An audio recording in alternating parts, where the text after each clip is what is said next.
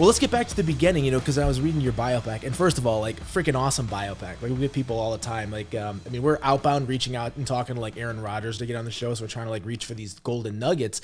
So 99% of the people that send a message in, I'm just like, man, I just, like...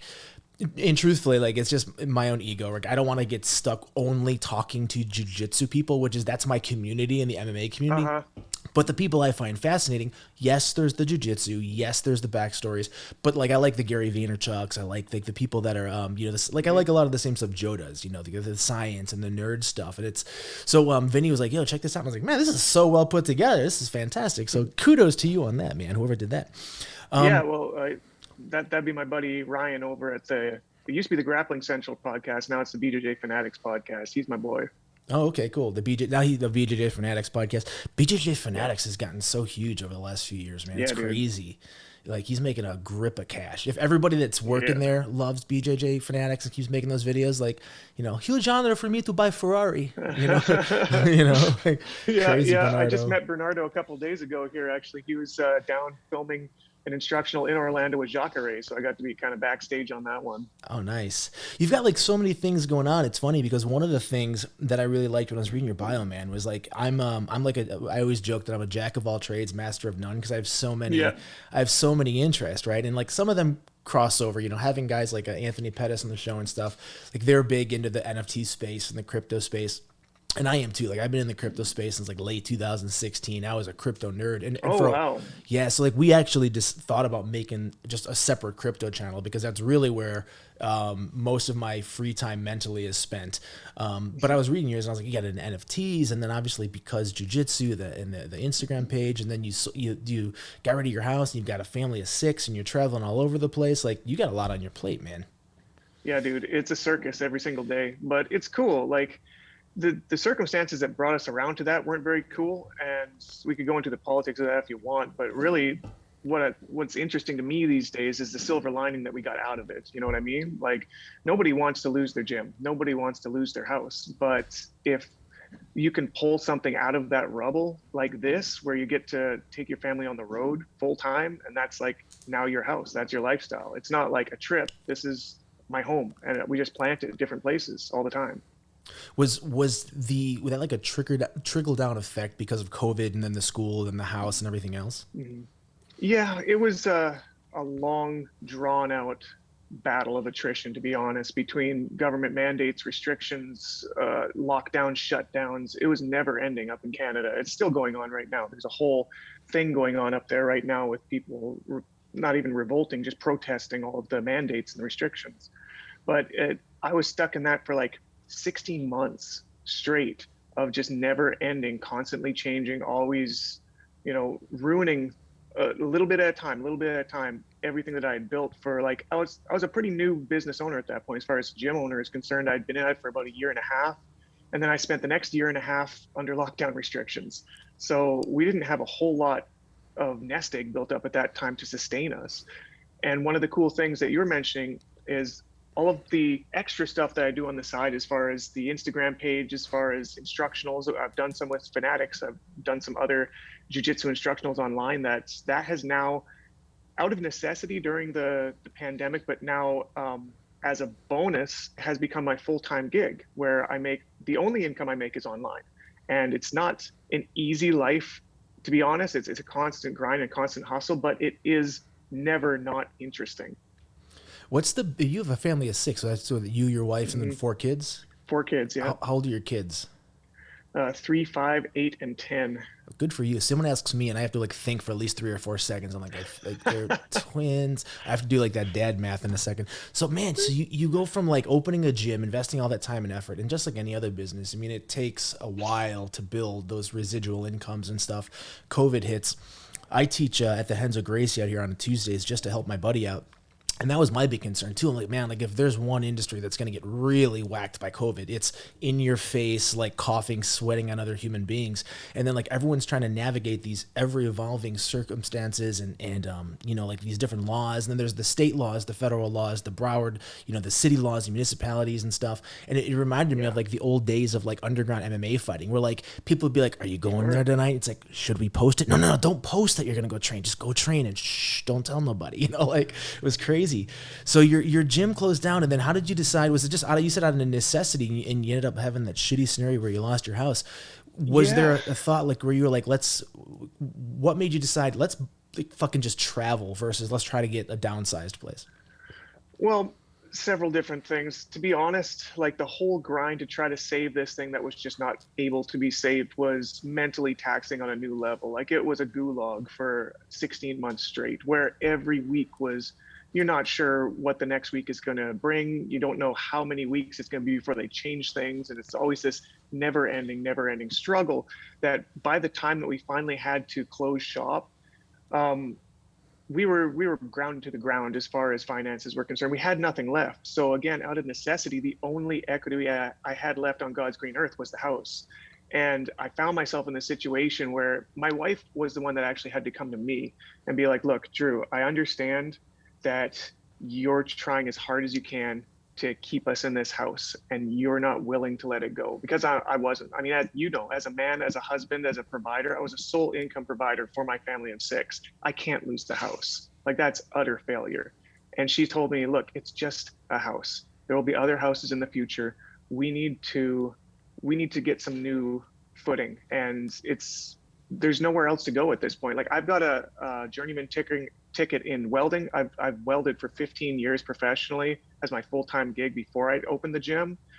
But even that field was dead. There was nothing going on. There was no lateral move to make. So it was just a necessity. We managed to sell our house pretty fast, which was good because we had like a time clock ticking down until all the bills came in. We got rid of the lease on the gym. And at that point, we opened up enough to buy a trailer and a truck, which we've never used before. Before we bought this thing, we'd never had a trailer in our life. So there's a big learning curve there. And then just sort of step by step, took it out to a campground, took it out to my in-laws' ranch, and step by step moved it around. But the goal to get down to the States here was always something on my mind. When it got to the point that Canada had just crushed my business, I knew at that point, because all the time, all the while that was happening throughout the 16 months of this grind, I was looking down kind of with curiosity, but also with jealousy at certain states that were sort of sticking up for the little guy, you know what I mean? And we got none of that up here. There was a lot of arguing and a lot of bickering and a lot of, nothing ever happened of it. The government says what the government says and you're just stuck.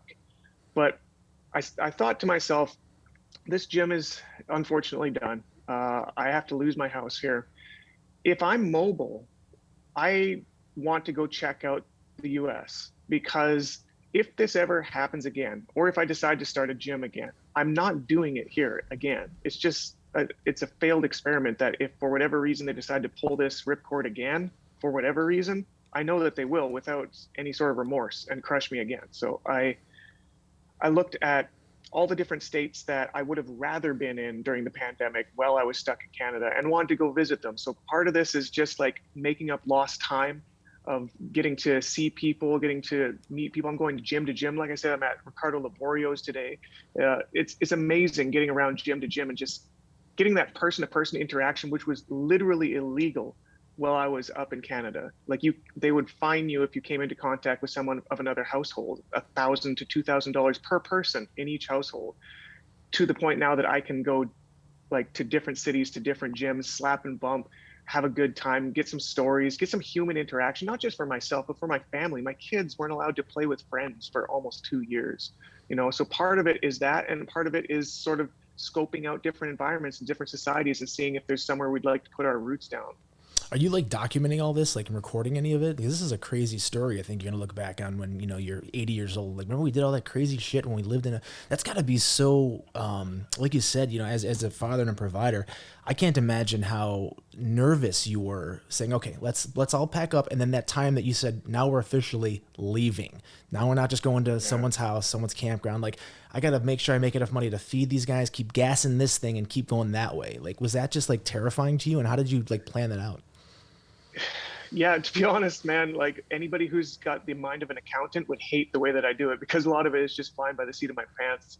And this will lead into some of these other projects that you had interest in, where man, every single month is a new hustle online. Like you can't, there's very few ways that you can rely on a steady, passive, reliable income to support that just out of thin air. You know, that's a long build, and I'm not there yet by the time I had to rely on it. So whether it's I'm coming out with a shirt, or I'm coming out with a rash guard, or I'm doing this new instructional, or, you know, trying NFTs, I had to try to make something stick every single month. But this is something that I was already doing in the pandemic because the gym was shut down. And even though the gym was shut down, we weren't allowed to use it. I still had to pay for it every single month. So I had to sort of magic hat $5,000 to $10,000 out of my ass every single month to try and make it to the next month, hoping that the restrictions were going to be done.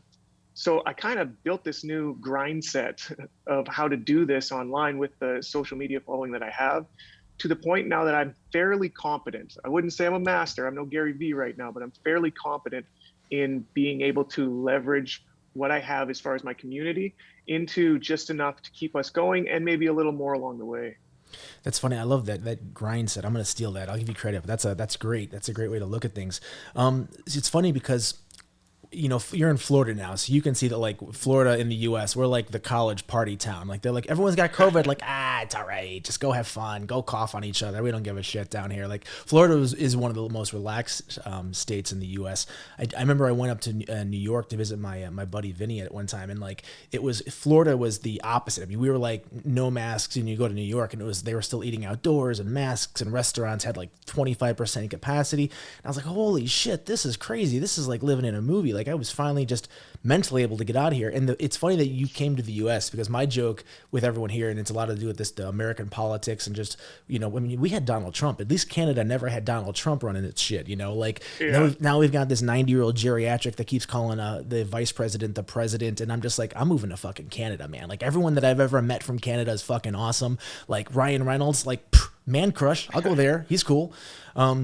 So how did you decide, like, what areas and you were going to come in the U.S.? Did you just haphazardly go, let's just throw it at a dartboard, or did you have these jiu-jitsu relationships and you're like, let me go start to kind of ping around? Yeah, that was mostly, to be honest, how it started, was just people that I knew online that I'd never met, that I wanted to go see them in person. And I had friends starting in Montana, which was directly south of where I was in Alberta. So we just head down to Montana, met my friends there. We went down to Utah, met my friends there, down to Arizona. Same thing. We just kind of traveled around gym to gym with kind of the community that I had built already online, but now we were doing the IRL version where we got to go hang out, train, and eat, and it's a totally different experience, you know. And like you're saying, I was documenting a lot of this, at least to the lead up of getting over the border, which is a crazy situation in and of itself. There is so much red tape when it comes to crossing the American-Canadian border right now, especially coming from Canada into the US. It was extremely difficult to do. And I wasn't even sure we were going to be able to do it, which is kind of a weird story, because we had to, not only because we wanted to go down and check it out, like I was saying, but the Canadian winter was coming behind us. We had to cross around the October mark, not only because the weather was changing, and you can't winter in an RV in Canada. It's minus 40 degrees Celsius. You can't do it. So we had to get across the border. There's a lot of red tape, a lot of unknowns about that, plus our beloved leader Justin Trudeau, who made it his mission to try to scare tactic everybody into getting vaccinated. Made this announcement that November 1st, nobody who isn't vaccinated is going to be able to fly on a plane, going to be able to go on a train, going to be able to go on a ferry, any sort of mode of transportation that is personal. You're just not allowed to do it. So myself and my wife, we aren't. And for multiple reasons that really don't even matter to the conversation. It should be everybody's personal choice, in my opinion, which is hilarious that I have to like couch that as an opinion nowadays. But that's what the whole struggle is now up in Canada. But meanwhile, we were looking at this like, we've got a deadline to get across because we can't drive across the border. It was illegal to drive across the border at that point. The only people that could do it were in semi trucks that were considered essential. You know, everybody else got turned away. So we had to find a way to drive our unit across the border without actually driving it.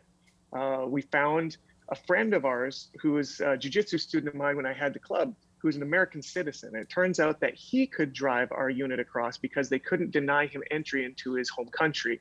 And we just had to get a letter from a lawyer saying that he was allowed to drive our unit across. But then we had to fly our asses down and then meet up with the unit on the other side, which involved the timeline of getting down before November 1st, before we're supposedly not going to be able to fly ever again. You know, everything is indefinite when it comes to these things.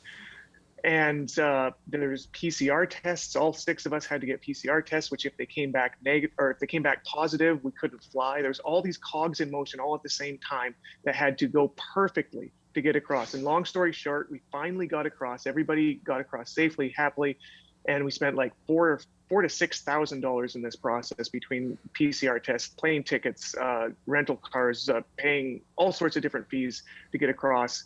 And it's just, it's so silly that this invisible line between our two countries that are so similar in many ways becomes this line of contention now just because of the politics.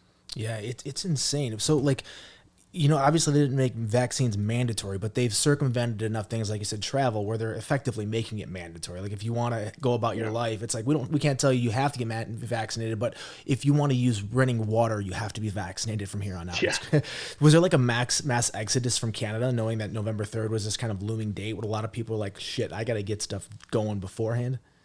There was definitely, in certain circles, they were getting very worried. And part of this too was, one thing that a lot of my American friends don't realize that I had to come to grips with in real time was, leading up to this was a election for the prime ministership that was called early by Justin Trudeau.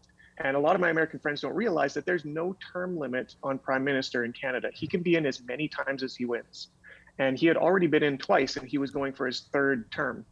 And what was weird to me, though, was during his pre-election run-up, one of the talking points that he decided he was going to make a priority that was going to help him get into the prime ministership again was basically villainizing part of his population as the unvaxxed. And he would literally threaten people over and over and demean them. And part of that was this plan to stop them from being able to be part of polite society in whatever way he decided to at the time. But one of the things that really changed my mind, and we actually bumped up our dates to get across the border, was he started using language while trying to get elected. So this is, again, something that he thinks is going to be so beneficial to his election chances that he's going to use this as a point of contention. Is he said that those people over there, he was outside of a anti-mandate rally. He said, those people over there are putting our children at risk. And when he said those words, I caught the nuance in that and read between the lines and said to my wife, actually, she was the one that showed it to me, and it kind of hit us both in the face. Like, look, they're changing this game to the point that we have to worry about our children being taken at this point, because if their children are at risk, by definition, our children are at risk because of our choices. And if this comes to the point where social services are coming to take our kids, we just can't be here for this. We gotta get out of this shithole. Wow, that's crazy. Like when you come down from Canada, are you guys on like some sort of a passport? Do you have like a ticking expiration that you have to go back, or what's the plan for that? Yeah, so the way that we did it, any Canadian can come down to the US for up to 6 months as a visitor. Most people just use like a couple of weeks to go to Vegas, but you can go up to 6 months. So we're on that right now, and we're like 4 months in. So we're heading back from Orlando back west and north as the snow clears up. But we got to be back before the 9th of April. But we are in the works of trying to find a visa to help us stay down here more permanently. And a particular one called an E2 visa seems to be the way to go, which requires you to start a brick and mortar business, which is part of why we're looking around at different places to see what we want to do. But to sort of bring it back around to these hustles, is one of the biggest prerequisites to getting this E2 visa is the ability to show proof of capital somewhere between the tune of 80 to 100,000 US dollars that you can, support this business in the, 5 to 7 years that it takes to grow this thing. And we had nothing, so part of coming down here was also trying to build up a nest egg to the point that we could support this option. And again, it was all fly by the seat of my pants, trying different things, lots of irons in the fire kind of deal to figure out what would stick. And coincidentally, I had been in the crypto space not nearly as long as you. I wish I started in 2016. Since about 2020, my buddy got me into it when there was just nothing going on in the economy. Everything was shut down. He's like, yo, you got to check this Ethereum shit out. This thing is going to be the future. And he got me on board and showed me all the ropes. And so for like a year, I was playing with crypto coming into 2021. But in the summer, I started noticing things in the community of crypto move towards NFTs, which was new to me. I didn't know anything about this in about the summer of 2021. And I did about 2 or 3 months of due diligence of just trying to learn everything I could about NFTs, to the point that I got to around October, when we were about to leave. I started building the art for what was going to be my first NFT collection for Because Jitsu. Um, as it turns out, there's a lot that goes into that, not just making the art, but a whole lot of computer savviness that I didn't have, that I had to sort of bootstrap myself and learn on the fly. But come to the beginning of December, I put together a 1 month marketing run up to what was going to be the release for this NFT collection, not knowing if it was going to do anything. Like, I got a lot of pushback from the community, to be honest, because it seems like 90% of the human race doesn't understand what an NFT is, and is all of a sudden just hostile against the idea. They're like, this is a scam, this is a scheme, you're some guy trying to take everybody's money, and they don't understand how this JPEG equates to anything of value. Part of that 1 month was trying to convince people that it is and it does, and so there's a lot of education. But then, I mean, from my side, I didn't know if I was going to sell one, and this was my entire possible income for December. We were coming up to January, and I was like trying to budget craft dinner because we didn't have anything to really fall back on at that time. And to bring it to the end of that story, I not only launched my NFT collection successfully, but I sold it out in a week and made essentially the amount of crypto to fiat that it takes to get that visa, all in 1 week. Wow, that's crazy. Have you thought about doing like, and we'll go back and talk about that in a second, but like, in a lot of people don't, and you said 90% of people don't know about NFTs. I think there's 90% of people that think they know about NFTs, 90% don't have any clue, and the other, non-fungible tokens and the utilities and stuff. But like, why did you decide that was a way that you wanted to go? Was it based on the fact that you have this community built around Because Jitsu, and then how can you kind of monetize that? Or is it more that you were just a crypto nerd and the two kind of fell into place together? Yeah, kind of the two at the same time, where I was a crypto nerd. I saw the potential there. I saw people winning in that space in big ways. And I don't know, I did enough research that people convinced me that it was worth trying. Like, Web3 is here to stay. It's burgeoning. You got to try it early. You got to do something. And I knew that nobody in the jiu-jitsu space had really done it at that point. So I had this strange opportunity to be first to market. I'd never been first to market for anything like this before. So I don't know, man. I got a little bit of a personality where I'm willing to try shit, whether or not it's good for me. It might be what got me into martial arts to begin with, what got me into MMA, things that like sane people might not want to do as a hobby. And I wouldn't say that I'm risk averse necessarily, but to a degree, I should say I'm not risk averse. Like, I'll take a lot of risks that people won't. So between those two things, between the community already being built and Because Jitsu, as well as my interest in just throwing this shit against the wall and see if it sticks, I'm glad that I did. I'll put it that way. And I've had, ever since then, a lot of people have been coming to me to try to get some sort of like roadmap to do the same thing. And I think that this is still just beginning. This is just growing. Like, I think 2022 is going to be 10 times what it was for NFTs in 2021. Yeah, that's crazy, man. From conception to launch, how long was that process for you to get the NFTs on OpenSea? Conception, as in like I just had the idea to try it, was like in August of 2021. I did the art sometime around September, October. It took me a few weeks to do that. I learned all the way along from August on. I'm doing my own research in the actual space, trying to figure out like all the marketing tactics. What's really cool about this, for anybody who's like an entrepreneur or into marketing, is it really is only limited by your imagination.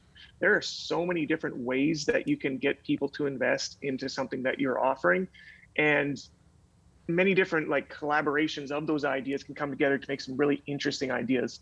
So I guess at that point, I learned a little bit of coding, which was necessary to figure out how to generate these things, because they're one of these collections that are programmatically generated, which is a big fancy word for. I used a computer code to put all of my drawings into that were split into layers. So if you picture like take for instance a monkey. Everybody knows these monkey pictures out there. You've got something that has no face or no clothes, and then you'll have different layers for the eyes, different layers for the mouth, different layers for the hair, different layers for the clothes. And this program basically rolls the dice on every time that it spits one of these things out of what of each of those layers it's going to pick. And so in a really cool way, you can kind of just plug this code into your art and pop out. I did 420 because I'm a meme page, and 420 is kind of an internet joke.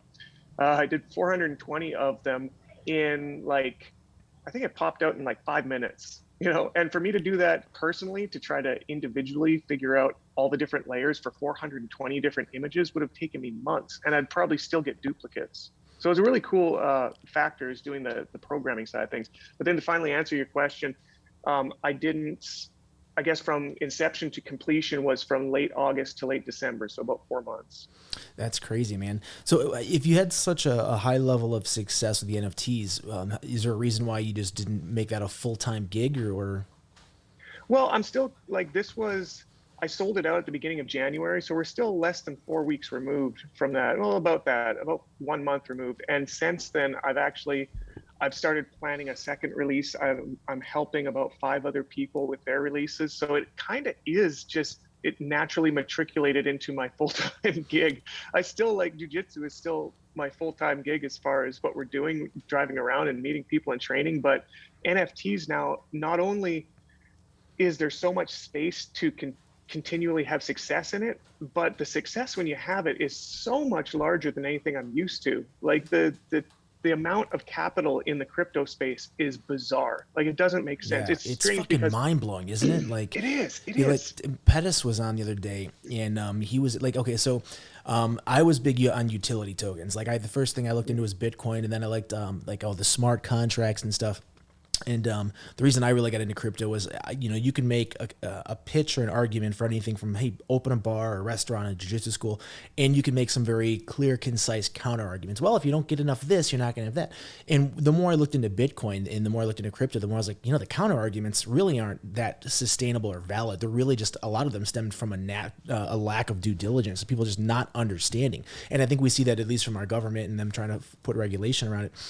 But going back to how much crazy money it is, I think the crypto market now is like $2 trillion today, and it's still in its infancy. So many people are like, oh, I don't want to get into it. But, I missed the boat to a large extent on NFTs because I was abreast of them back when Bored Ape Yacht Club was launching, and back when really? No way. Back when Mutant Bored Ape Yacht Club and what was the other one, man?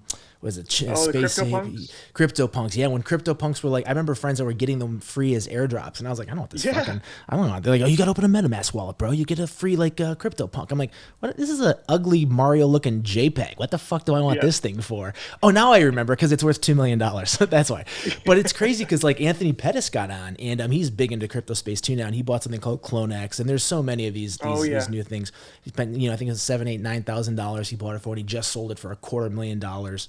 Oh my God. There's so much money. And the crazy thing is like people don't know where to put it. There's so many different places now where these NFTs and, you talked about Gary Vee, Gary Vee launched his whole line of NFTs and a couple of Gary Vee friends. And, they had some utility to them where if you got this one, you could, gift goat, you get a gift and all these other things.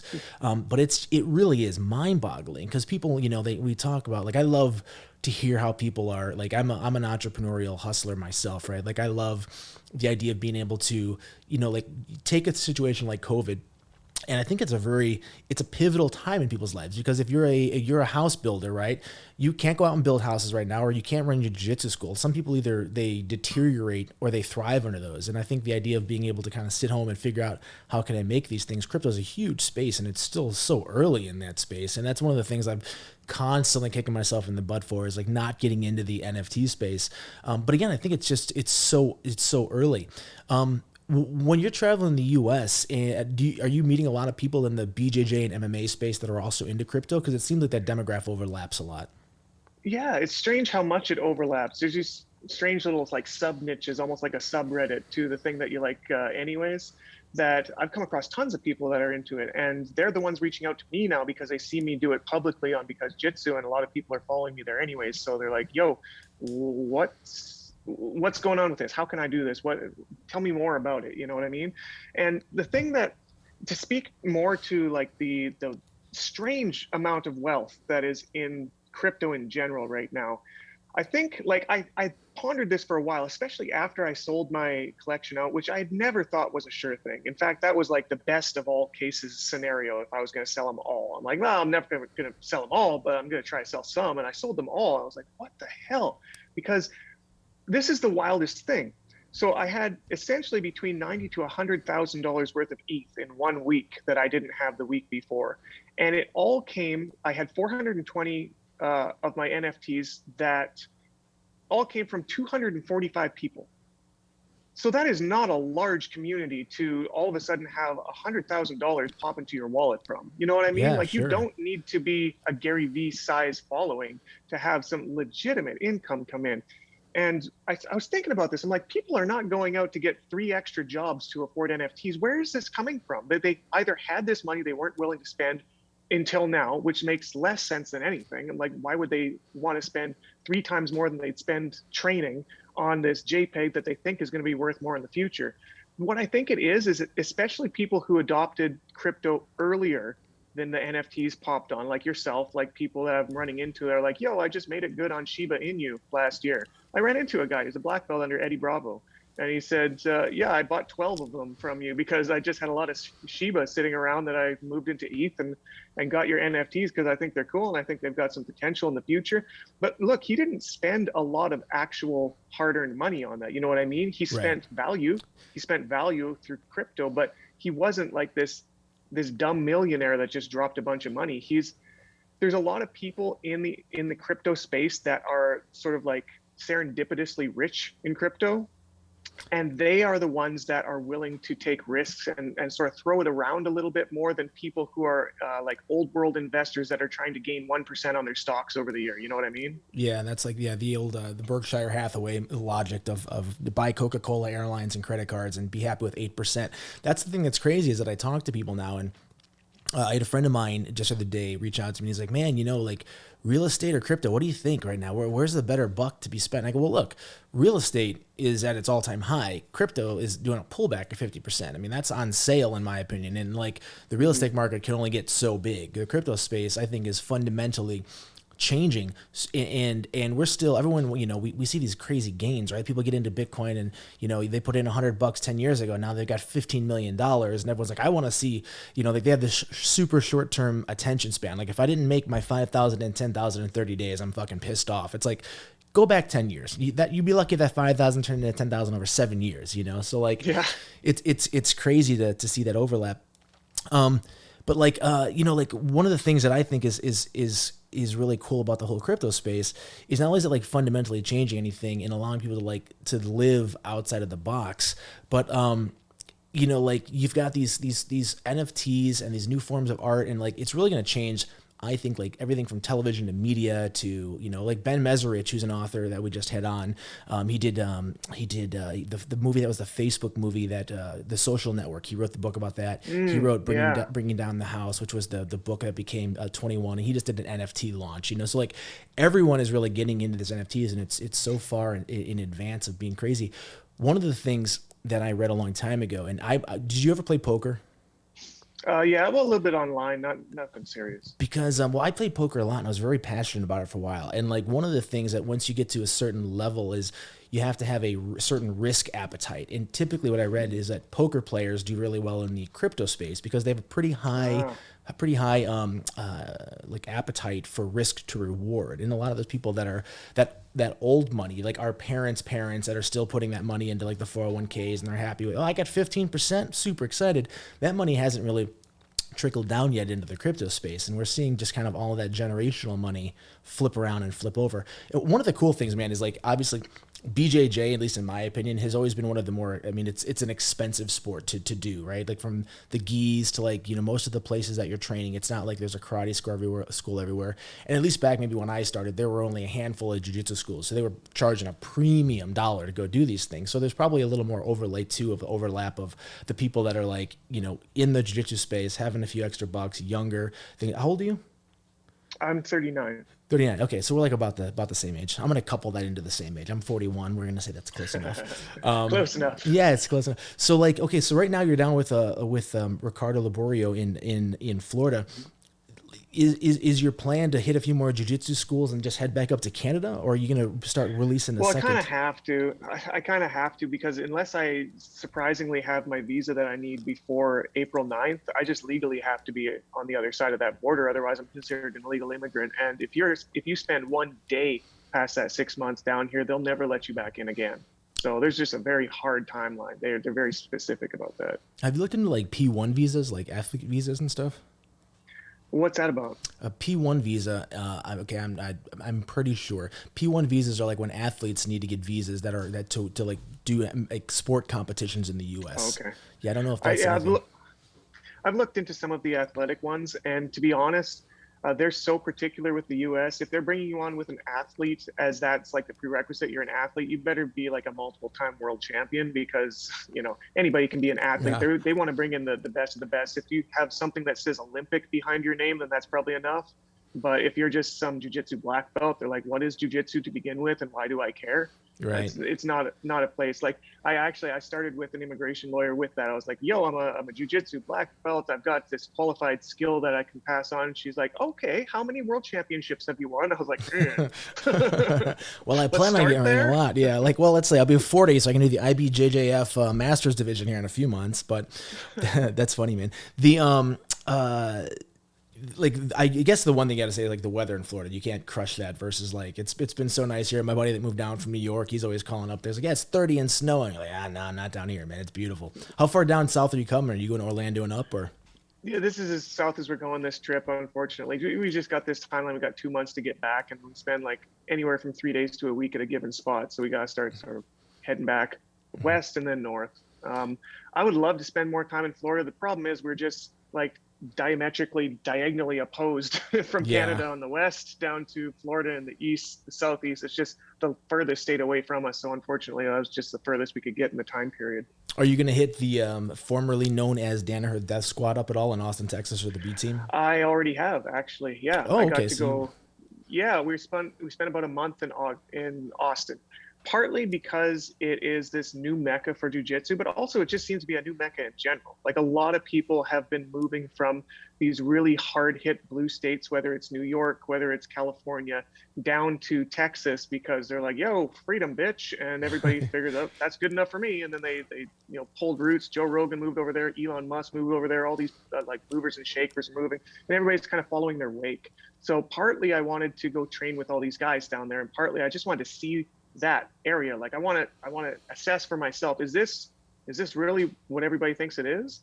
And so I went down there. The first person I trained with was Danaher at the Renzo Gracie there, Renzo Gracie Austin.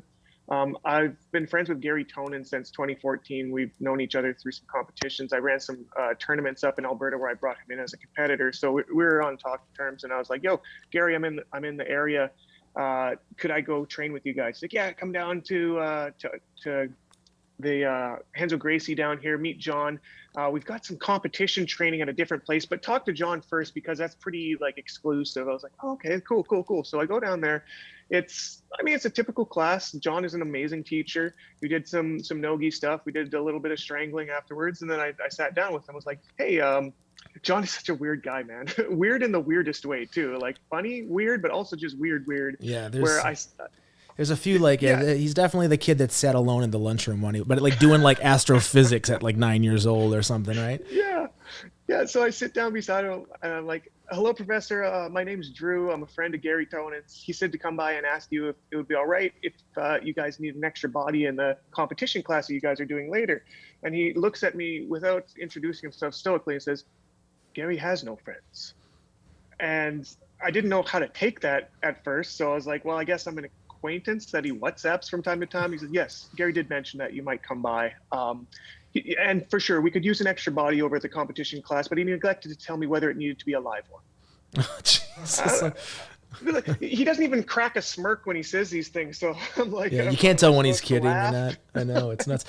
You know what I'd love to do an interview is? I'd love to interview every girlfriend John Danaher has ever had. Like, what's it like dating John Danaher? Like, what's that dude's bedside manner like? He's like, I wonder if he's like this crazy like sexual guru with girls, and just has all this like, I figured out that 36.2% is the correct angle for penetration in order to reach a maximum. I have a whole system. John Danaher Danaher's doggy style system. That's going to be the next release he has.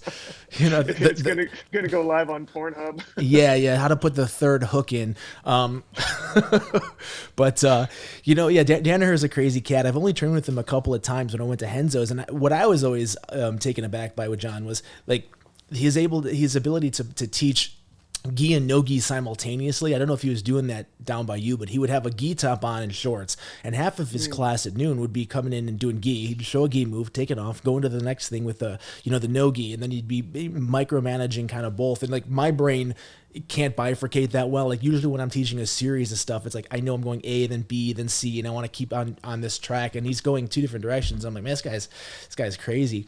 And everyone has those stories where this guy John Danaher would wear rash guards to weddings. I mean, like no one in the history of mankind has seen John without a rash guard.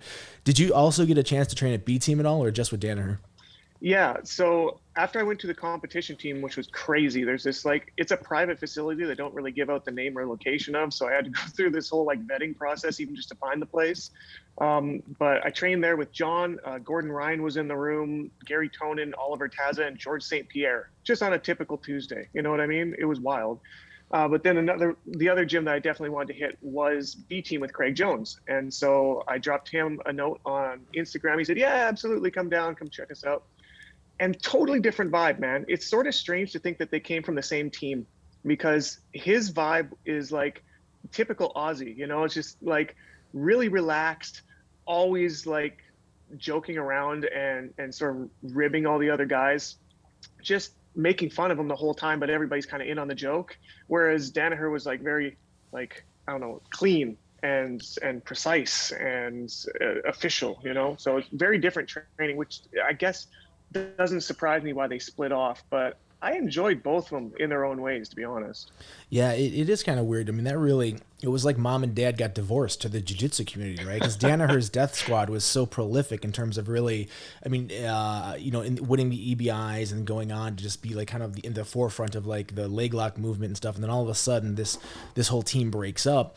And you had Nicky Rod on, and I don't want to get into I'm not going to speculate on why, but obviously having these two separate teams now, they do have a very different training mechanisms and the way they approach it. What I think is interesting is that Nicky Rod was very adamant about I want to compete against Gordon in the ADCCs. Did you get a chance to train with Nicky at all?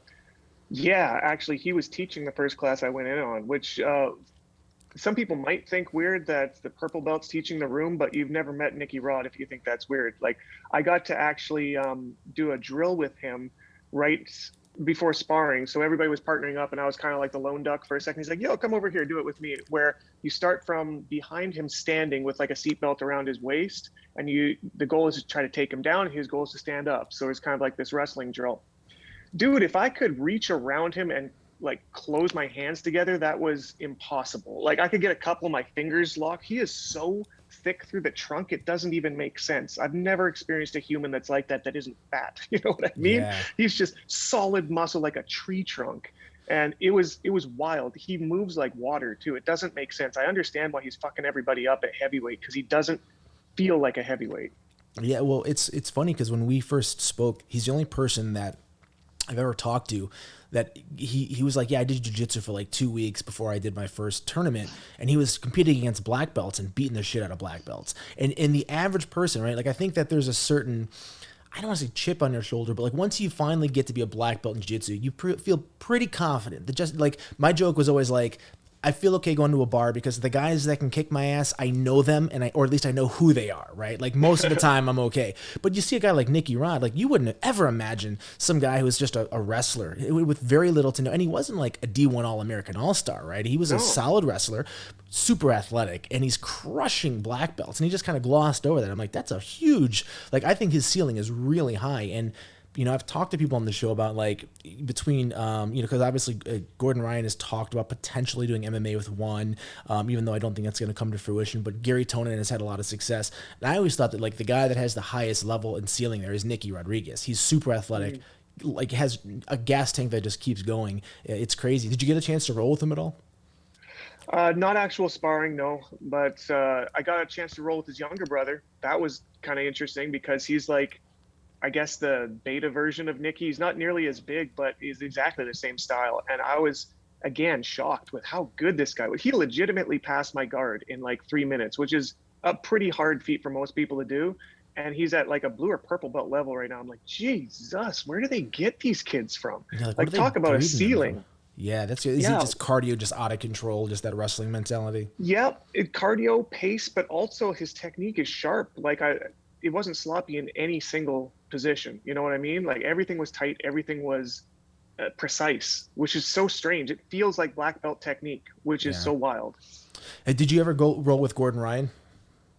No, they're a little picky who rolls with like the elite guys. I got to roll with Gary because we were friends. Didn't roll with Gordon, didn't roll with GSP, but I did actually go to Tim Kennedy's gym, which was fun, and got to roll with him. Talk about a fucking monster. Oh my Yeah. God. That guy's like a steamroller with a gi on. That's funny. I'm just curious because you didn't get a chance to roll with those guys, but do you see? I mean, you have obviously Andre Galval and Gordon Ryan have that super fight coming up, and that's probably the most interesting matchup that I've seen lately for Gordon Ryan. But I am curious. Do you think if a Nicky Rodriguez can bring anything to bear for Gordon if those two competed? If it was this year, I don't know. I think it's still a little early because, like you're saying, his ceiling is high, which means he's got more growth potential. I feel like Gordon is pretty close to his ceiling. Like he may have some growth left, but he's already like the apex of the sport. Mm-hmm. And like I think there's not a whole lot more beyond him. It's hard to tell because nobody's really beyond him at this point. But for Nicky, like he's got so much for him to have the idea that he can beat Gordon in a full-on competitive jiu-jitsu match right now, and he's a purple belt, and he might be right. That's pretty crazy. I think 3 to 5 years from now, he's going to be the next Gordon. Yeah, and it's crazy too because Gordon even still so freaking young. It's not like he's even thinking about retiring.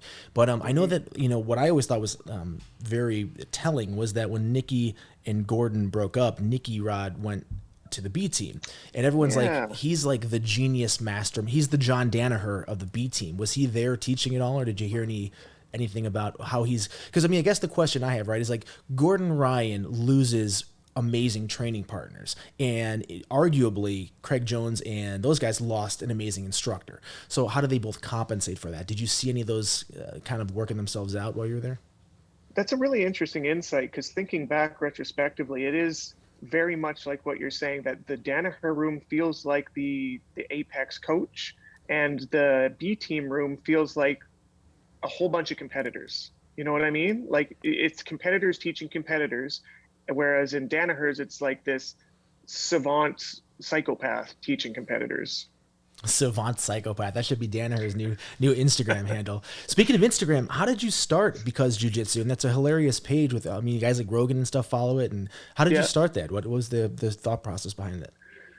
Uh, to be honest, I started it when I was still welding. I was a purple belt at the time, and talk about politics, not even like provincial or government politics. BJJ's got so much politics in and of itself that, especially usually around that purple belt level, most people start running into it. And I was running competitions, promotions, and like interacting with a lot of different teams, and came in contact with a ton of these politics, and they started to really negatively affect me, particularly with our gym, where we were under a big organization that was sort of stifling our growth. We couldn't afford to bring their guys up from the US to belt us.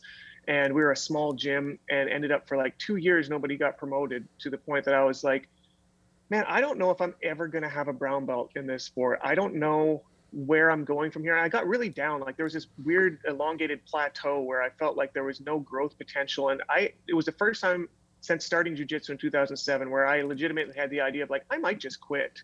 Like this is shit. This is turning into shit, and I might just quit. And I got really like down on the whole community and the whole sport. And I made this meme page on a lark mid shift while I was welding one time. I'm like, I'm going to make fun of jiu-jitsu.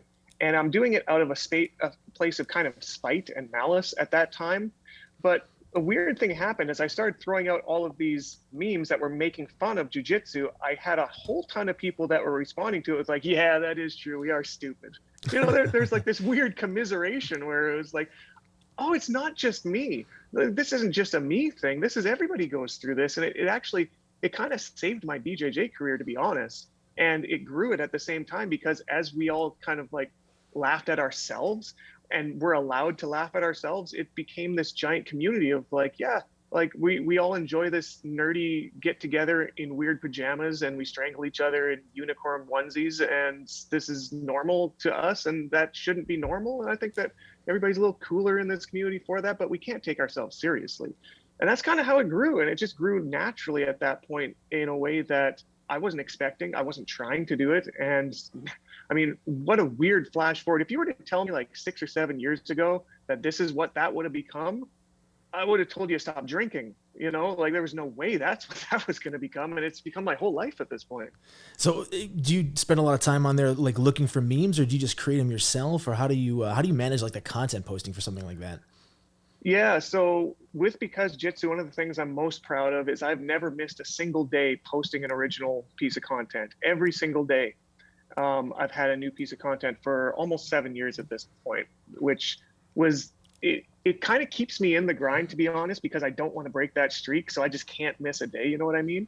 But it's gotten to the point now, just from practice, just like jujitsu, just like any skill set, from practice, you get so good at doing these things that I can pop a meme out in like 3 to 5 minutes any given day if I just take the time to do it. I'll find some picture that speaks to me on Instagram or on Google and be like, yeah, that could be a jujitsu meme, and I'll have the wording and figured out and posted within 5 minutes. It's really not that hard. Yeah, you need an algorithm like for NFTs where it just spits out 420 memes for you. You don't have to think about it. You can just hit the upload button and it's all done, man. Do you prefer gi or no gi?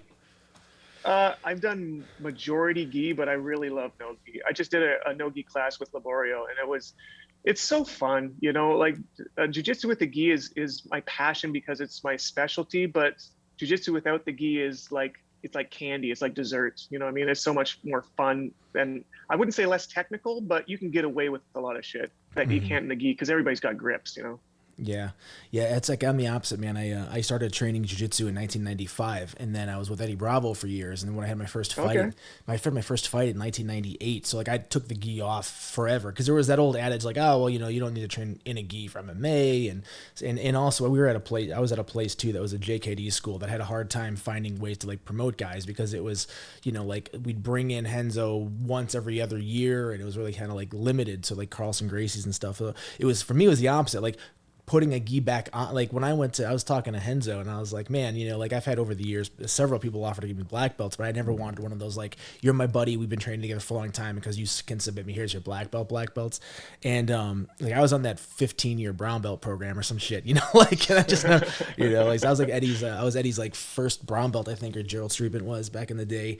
And like I went up to Henzo's, I was like, fuck, I got to put a gi on. Ugh, I was terrified because the opposite, you know, I remember, so I put a gi on and like I overcompensated for gi technique. The good thing, right, is like no gi, a lot of the mechanisms, the overhooks, the underhooks, the control, the wrestling aspect will translate to a gi. And if you're at a good enough level, you can kind of defend most of the, like, you can sniff out the stuff that's coming. It's harder to move. It slows your game down versus taking a gi off and trying to go, where are all my fucking handles? But man, I remember the first day I went up there, right, I had to go buy a new gi. My finger, first of all, I left there, my forearms were like, they looked like He-Man action figures. Like I was like, I couldn't open my hands for like a day. And my fingertips, like, because I was just didn't realize how much I was gripping so tense and so hard and so non-fluid in jiu-jitsu, like had no skin on my fingers. And I'm like, I don't know if I really want to do jiu-jitsu anymore, man. Like, this is tough.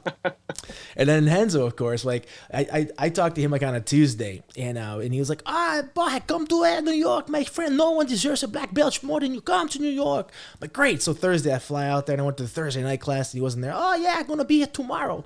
So I show up at the morning class, and he's not there. And I'm like, what time is Henzo getting? Like, usually around 1 or 2. I'm like, all right. Hung out, you know, ate some sushi. 2:00, nothing happened. Oh, I'm gonna come tonight, and then he like, doesn't respond. So I went to every class for 4 days. Didn't see him. I'm like, fuck, man. Then finally, the day before I'm gonna fly out, I missed an afternoon gi class. He's like, hey, porra, where are you at? I'm like, figures. You know, so I'm like hopping the train and like rushing to get there and shit. And then naturally, I get there at the end of the gi class, and I got my gi on. Now I look like this putz who doesn't give a shit, right? And I'm like, I've been here every class, man. You know, so it was funny. I finally got the black belt. Then like I didn't have a speech prepared, so I just ad-lib some shit, and so, but it was fun. Henzo's a great guy. He's like Laborio, man. Like in Laborio's got such a freaking wealth of knowledge, especially like I think he's the most brilliant MMA mind. I mean, he's the reason that American's Top Team started, you know, with the whole BTT and Dan Lambert and stuff coming to the States. That's crazy, man. Have you got a chance to roll with Marcelo Garcia at all? He's another guy with one of those crazy thick waists and no grab.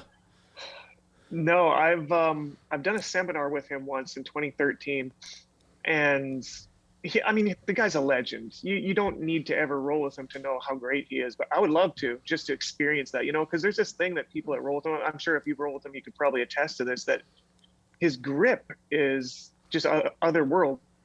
Like I tell people, like you can have a guillotine, but it's not going to be a Marcelo team. You can try Yeah. the Marcelo team technique, but it's a totally different creature when he puts it on these people. How fast they tap.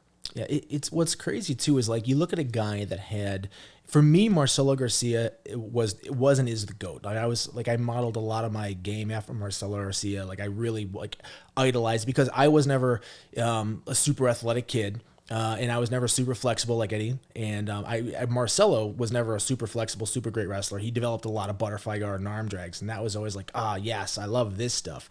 And I had a chance to roll with him when he was starting to get into mixed martial arts. And what's crazy is you see a Right. guy who's so dominant at that level and didn't have a lot of success in mixed martial arts. Kind of had this. It's a different game. People don't realize like gi to no gi is different. No gi to MMA is different. You have to, there's I think Carlson Gracie Sr. had a joke that you want to make a black belt a brown belt, you punch him once. You want to make him a purple belt, then you punch him twice, and like 5-6 punches in Yeah. his first day. And I had a chance to roll with Marcelo, and he was at ATT in Coconut Creek, and I had talked to my buddy Dean Thomas, who I lived with Dean for a couple of months prior to my last fight in 2008, and I was like, man, what's it like rolling with Marcelo?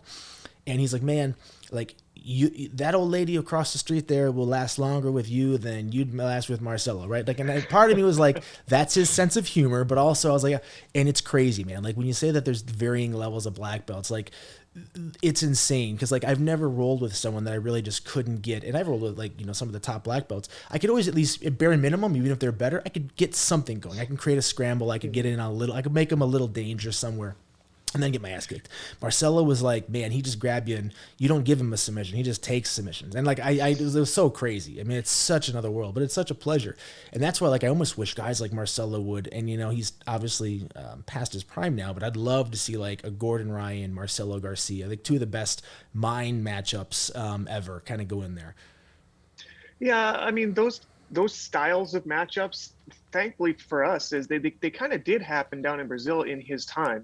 He fought Roger Gracie, fought Shanji Ribeiro. There was people that were like the other side of the coin goats that he had great matches with. Yeah. Galval, I think at one point, Pablo at brown Popovich belts. a couple times. Popovich, yeah. There's, I mean, tons of times that he got to prove against the sort of the up and coming Gordon versions of their day. So I don't. It's always unfair to people like that out of their prime to be like, yo, go fight this new guy who's coming up. But I understand that, like wanting to see it happen, but at the same time, it's kind of sad when you see it happen in reality. Did you ever see that video that came out of Keenan Cornelius rolling with Marcelo Garcia? Gi, they were in a gi, right? And then I think No, I think it was gi, no gi? gi. I can't remember if, to be honest, at Was- this point, but was it was Keenan- security cam footage. Yeah, I think I did see that. And was Keenan like narrating over it or something, or there was some? I know I remember watching some video with Keenan and him rolling, and it was but yeah, the security cam footage.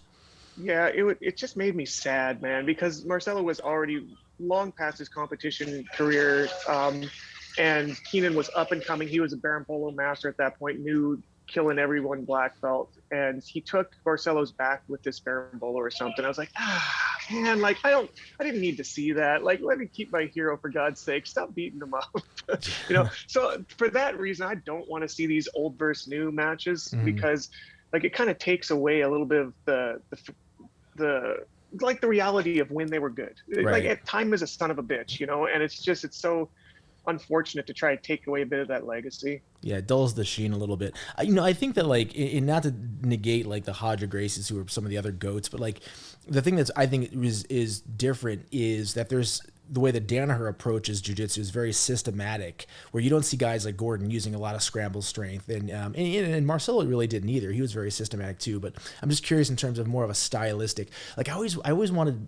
I'd love for there to have been like an Ultimate Fighter for jiu-jitsu, where you just took like two great coaches, guys that didn't have, and everyone was on the same page, and you just taught them for 6 months, and then you could kind of refine and see, right? Because from an MMA perspective, and you've done MMA, we kind of know that like, look, if someone says I want to get into MMA, we need need to know how to wrestle, you need to know jiu-jitsu, and you need to know like some sort of a striking that's efficient, like Muay Thai or American kickboxing. Like it'd be interesting to see kind of from a jiu-jitsu perspective, is it better to teach wrestling for 6 months and then 10% grappling or 10% for, defense, or is it better to just work on this first? Because I think, Danaher is really one of the first people that have really said this is the system versus like, I remember you could order Carlson Gracie Jr. VHS tapes, and one VHS tape was blue belt requirements. Then you get the 2 test tapes or purple belt requirements. I'm like, it's like what, like in 5 tapes you could have a black belt? Is that basically what we're saying here? So like now you've got thousands of hours, but I always thought that something like that would be interesting. I'd watch it. Maybe you can start doing that on Instagram stories for us.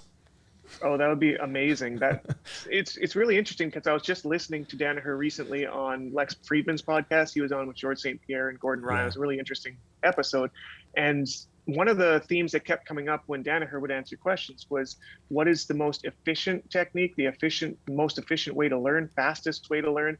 He's like, look, you can get into the sauce with any technique or version of techniques for your entire life and come out with very little as far as skill set is concerned, because there's just so much to focus on. So he's like, what I like to do is, we only have so much time on earth and even less time on the mats, is spend as much of that time as efficiently as possible to get you to a usable version of jiu-jitsu that can be competition efficient. So I think like taking that mindset would be really interesting, to take some know-nothing white belts first day for 6 months, train them, and see who's right. What system brings you to the most competition efficient version of a fighter with different body types, with different mentalities, different strategies, but using the same system. Yeah, that would be interesting, man. You said you were, just to wrap this up, I know you said you were initially kind of documenting your journey. Do you have a YouTube channel that you were doing that on, or how were you doing yeah, that? You can check it out. Because Jitsu has its own YouTube channel, and I had a vlog series I was running up in Canada. I didn't really continue it down in the States, but it was called North-South Chronicles.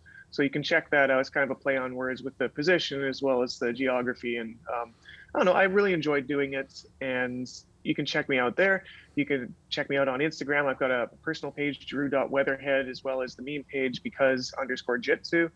And check out the NFT collection too, because they're all owned at this point, but people are putting them up, and there's a lot of utility behind it if you're into jiu-jitsu that you might like. So check out Ape Shakas with a Z at the end on OpenSea, and join the club. Awesome, man. Well, thanks for taking the time, and appreciate whatever Walmart let you use their office space to do this for a little bit, and appreciate it, man. Hit me up on Instagram, and if you ever do make your way down here, let me know. I'll take you and the fam for well, I guess I can't take everyone for a beer because they're too young, so we'll take you and the wife for a beer. We'll buy some healthy junk food for the kids. Beautiful. Thanks a lot, Jason. All right, man. Take it easy, brother.